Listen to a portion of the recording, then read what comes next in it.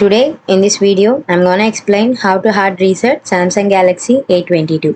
Press and hold the volume down and power keys simultaneously until the power off option appears, then select it. Use a Type-C cable to connect your phone to a PC. Press and hold the volume up and power buttons together for a second. Release all keys when the Samsung image displays and wait for the recovery mode menu to appear. Navigate the recovery mode menu using the volume keys and select wipe data or factory reset. Confirm the selection by pressing the power button.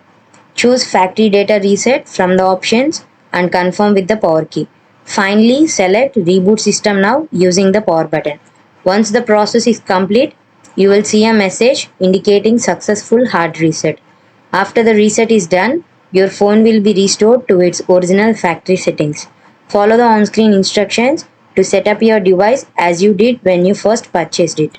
If this video helped you out, please leave a like and comment down below. If this worked for you, thanks for watching.